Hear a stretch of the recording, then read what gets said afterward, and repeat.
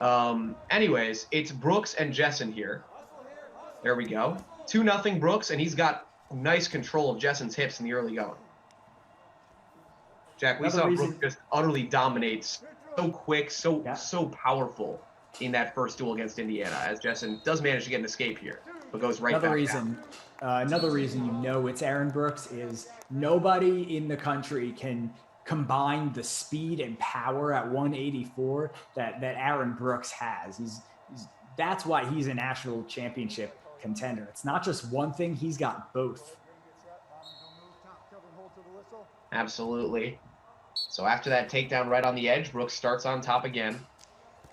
As I mentioned, Jessen did have 2 upsets of top 15 wrestlers last year in Big Ten duels. But none as good as Aaron Brooks, certainly. This one a little bit of a taller task. Gets another escape. So Jessen hanging in early, although Brooks has been able to take him down at will so far. Yeah, Brooks has not given Jessen he's not given Jessen any time to even think, let alone breathe and kind of take a second in the neutral position. Brooks has been really dominant, grabbing that ankle. And overall, a young Northwestern team. Jessen, one of the more experienced members of that group in terms of guys who are wrestling today. The redshirt sophomore out of Villa Park, Illinois. He has had plenty of experience in Big Ten play after competing in duels all last season.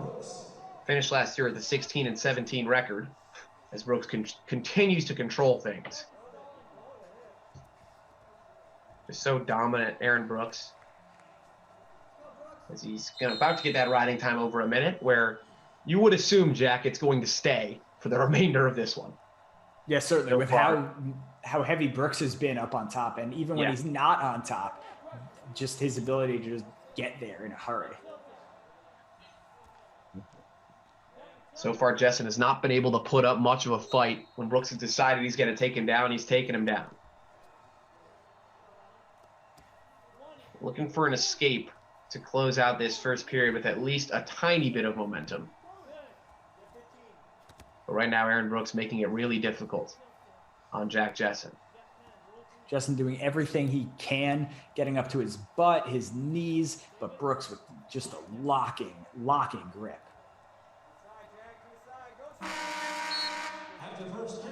That'll do it for our first period. Another dominant one from Aaron Brooks. Every second we've seen him wrestle, he has been in complete control today, and that's just how it is for him, Jack. Just one of the best wrestlers you'll see at any weight class in the country, undoubtedly.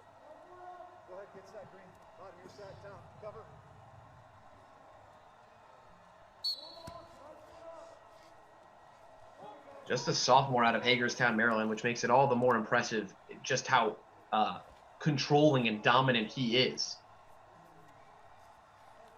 Only the second year under his belt. I mean, that's what happens when you win the Big Ten championship as a true freshman.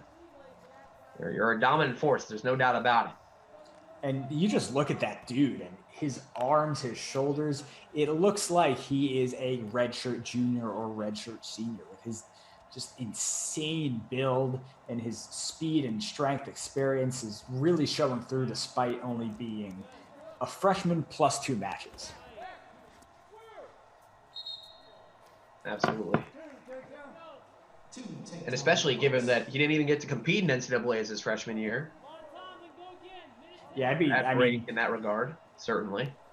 In terms of in terms of speculation, which we can do for all the postseason tournaments for the winter and spring. Absolutely. Speculation for Aaron Brooks and what he could have done as the number 3 seed was very interesting. I'll just go ahead and speculate that he would have won. You know, we can be Big Ten homers out here, Jack. You know, everybody watch it. We're all Big Ten fans here. I'm going to say Aaron Brooks would have done it. And now he's on we're going to look ahead a little bit for, I'm sure all the Penn State fans are interested, but he's now on a crash course with Miles Amine of Michigan. Right. We talked about that earlier. We talked about in the Indiana duel, Amine sitting out last season, and certainly on a collision course with Brooks. Those are the 2 dudes in the Big Ten at 184 who will pose a challenge for each other.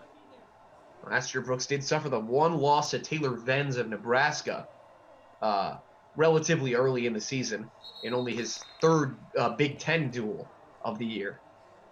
I think it's safe to wash that off, I think, for a true freshman still potentially finding his legs, especially given that after that he went on to mostly dominate the rest of the way and did then beat Venz in the Big Ten semifinals with a fall.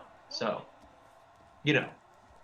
safe to say that loss has certainly been avenged. And there's another takedown for Brooks. He just does it in every different way imaginable, but the double leg right there was probably the most impressive, just sheer power. 3:22 of riding time, and now he has got Jessen in a way. Look at him torque that leg and now roll him over. He wants as many extra points as he can get right here, looking for that fall. He's got the shoulders close. There's the count. He's going to get all 4 near fall points here.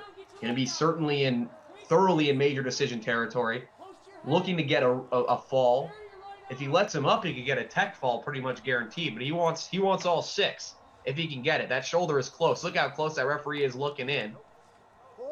And he now, wanted Aaron Brooks, to. I think he just let him up, right, to try to get that last takedown and get to the technical tech fall potential, although maybe he's just looking for more near fall points. Yeah, maybe he's controlled this one. He can do whatever he wants. He can, and maybe he's just coming into this match saying, "Hey, I want to pin." Yeah. Sometimes when you're that good, you can do that. And when you're up this much, you can do that. Great job from Jessen there to sprawl on the takedown attempt and make it difficult for Brooks at the very least. Riding time point is clinched. He's going to have 17. Now he's going to have 19. So he needs another takedown to secure the tech fall. Jessen has made it very difficult for Brooks, but Brooks is just so powerful, so he goes especially with his conditioning. Just to get the other takedown. So now it is 20-6, but that riding time point is going to make it a tech fall, assuming nothing else happens here. And just a